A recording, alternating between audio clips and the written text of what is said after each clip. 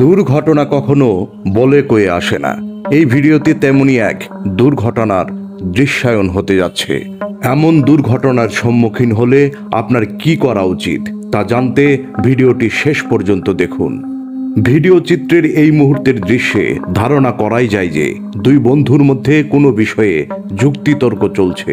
এই ভিডিওর পরবর্তী অংশ দেখলেই আপনারা বুঝে যাবেন যুক্তিতর্কের বিষয় ছিল আপেল খাওয়া। একটি আপেলকে কয় কামড়ে খেয়ে সাবার করা সম্ভব তা নিয়ে চলছিল এই যুক্তিতর্ক। এবার দুই বন্ধুর যাত্রা ফলের দোকানে আপেল ক্রয়ের উদ্দেশ্যে। ফল বিক্রেতার কাছে একটি আপেল চাইলেন দুই বন্ধু।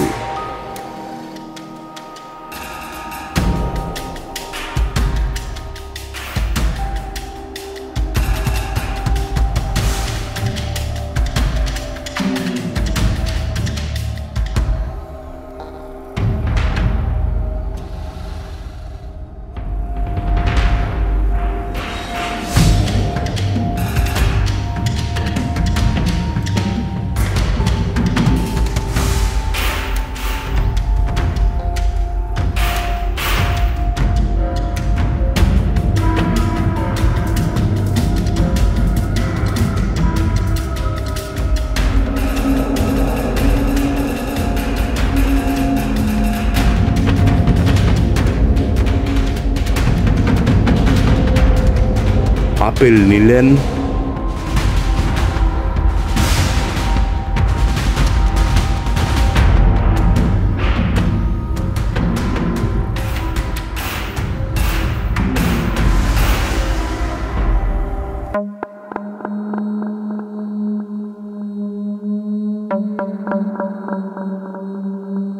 এক বন্ধু আপেল কাটছেন, আরেক বন্ধুর খাওয়া শুরু। হঠাৎ সাথে থাকা বন্ধু ফলের দোকানে উপস্থিত এক ক্রেতা এবং ফল বিক্রেতা হতবাক হয়ে লক্ষ্য করলেন আপেল খেতে থাকা ছেলেটি হঠাৎ গলা এবং বুক ধরে ছটফট করতে শুরু করেছে। বিক্রেতা দোকানদার তার দোকান থেকে নেমে এলেন, পাশে থাকা ক্রেতাও এগিয়ে এলেন। দূর থেকে একজন দেখে তিনিও দৌড়ে সহযোগিতার জন্য এগিয়ে এলেন। সাথে থাকা বন্ধু তো অস্থির, তারা কি করবেন বুঝে উঠতে পারছেন না। গলা বুক চাপড়ে ছটফট করতেছিল আপেল খেতে থাকা ছেলেটি। এমন অবস্থা চলতে থাকলে, অর্থাৎ কোনো খাদ্যকণা বা সলিড পার্টিকেল যদি শ্বাসনালীতে ঢুকে যায় এবং সেখানে অবস্ট্রাকশনের সৃষ্টি হয় এবং সেটাকে যদি 4 মিনিটের মধ্যে বের করে না দেওয়া যায়, তাহলে 4 মিনিটের মধ্যেই একজন মানুষের মৃত্যু ঘটতে পারে। ছেলেটির এমন অবস্থায় একজন পথচারী এগিয়ে এলেন। তারপর যা ঘটল।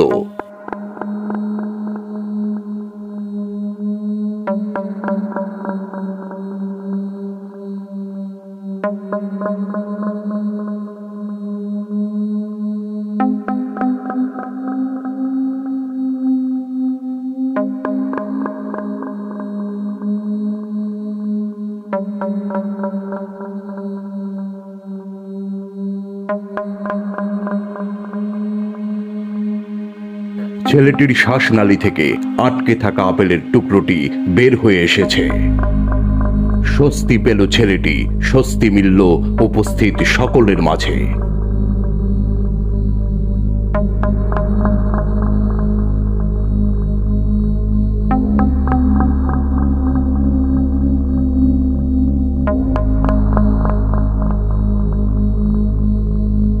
এমন অনাকাঙ্ক্ষিত দুর্ঘটনায় কি করা উচিত, কোন পদ্ধতি অবলম্বন করা উচিত তা আপনার জানা থাকলে এমন অনাকাঙ্ক্ষিত দুর্ঘটনায় যে কারো জীবন রক্ষার্থে আপনিও সহযোগিতাপূর্ণ ভূমিকা রাখতে পারেন। এমন দুর্ঘটনার সম্মুখীন হলে প্রথমেই আপনাকে ভিকটিমের পিছনে গিয়ে দাঁড়াতে হবে। তারপর আপনার একটি হাতকে মুঠো করে নাভির কিছুটা উপরে বুকের নিচে মিড লাইন বরাবর ধরে অন্য হাত দিয়ে মুঠো হাতকে শক্ত করে ধরে ধীরে ধীরে ভিতরের দিকে প্রেসার দিয়ে হাতকে উপরের দিকে সঞ্চালন করতে হবে।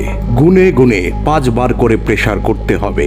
খাদ্যকণা যদি প্রথম 5 বারে বের হয়ে না আসে, তবে আপনি এই পদ্ধতি ততক্ষণ পর্যন্ত অবলম্বন করবেন যতক্ষণ পর্যন্ত না শ্বাসনালী থেকে খাদ্যকণা বা সলিড পার্টিকেল বের হয়ে আসে। এই পদ্ধতি রিপিট করতে থাকলে নিশ্চয়ই আপনি কার্যকর ফলাফল পাবেন। রিপিট করতে থাকলে এক পর্যায়ে দেখবেন শ্বাসনালী থেকে খাদ্যকণা বা সলিড পার্টিকেল বের হয়ে আসবে এবং ভিকটিম মহান সৃষ্টিকর্তার কৃপায় প্রাণে বেঁচে যাবে। এই পদ্ধতিটি আপনি 1 বছরের ঊর্ধ্বে সবার ক্ষেত্রেই প্রয়োগ করতে পারেন, তবে 1 বছরের নিচের শিশুদের ক্ষেত্রে পদ্ধতিটি একটু আলাদা। এই পদ্ধতিটি জানতে আপনি গুগল কিংবা ইউটিউবে সার্চ দিন, বিস্তারিত জানতে পারবেন। ভিডিওটি কেমন লাগলো কমেন্টে জানিয়ে গেলে আমরা খুশি হব। মনে রাখবেন, ভিডিওটির দুর্ঘটনার ন্যায় দুর্ঘটনার সম্মুখীন যদি আপনি হন এবং এই পদ্ধতিটি যদি অবলম্বন করতে পারেন, তবে একজন চিকিৎসক না হয়েও আপনি এই দুর্ঘটনা পীড়িত একজন মানুষের জীবন রক্ষার্থে মহান সৃষ্টিকর্তার ইচ্ছায় সহযোগিতাপূর্ণ ভূমিকা রাখতে পারেন। এতক্ষণ সাথে থাকার জন্য আপনাদের সকলের প্রতি ধন্যবাদ ও কৃতজ্ঞতা প্রকাশ করছি। আমি আপনাদের রোমান ভাই। আপনি চাইলেই ভিডিওটি ছড়িয়ে দিতে পারেন, এতে উপকৃত হতে পারে আপনার ইউটিউবের বন্ধুরা, এবং রোমান ভাই চ্যানেলটির জন্য আপনার এই ছড়িয়ে দেওয়ার প্রেক্ষাপট অনুপ্রেরণার এক উপলক্ষ হতে পারে। ভালো থাকবেন সবাই।